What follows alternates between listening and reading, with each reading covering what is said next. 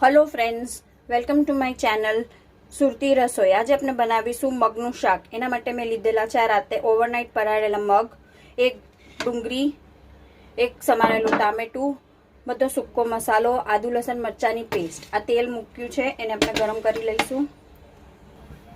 તેલ ગરમ થઈ ગયું છે, એમાં આપણે નાખીશું આદુ લસણ મરચાની પેસ્ટ અને સાતરી લઈશું।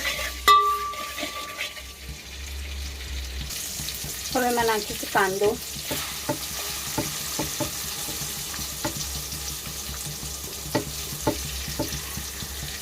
એને બી થોડો સોફ્ટ થઈ જવા દઈશું, પછી નાખીશું ટામેટા। આ કાંદા સોફ્ટ થઈ ગયા છે, એની સાથે નાખી દઈશું આપણે ટામેટા।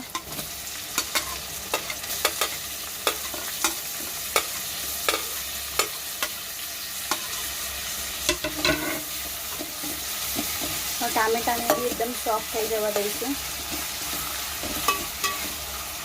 આ બધાને સોફ્ટ કરવા માટે આપણે થોડું પાણી અંદર ઉમેરી દઈશું।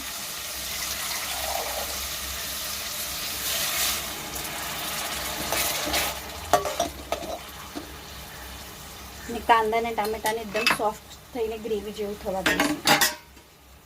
ટામેટા થોડા સોફ્ટ થઈ ગયા છે, તો આપણે એના અંદર બધો સૂકો મસાલો નાખીને ઢાંપી દઈશું થોડી વાર હજી, કે બધો મસાલો બી એના સાથે બરાબર મિક્સ થઈ જાય।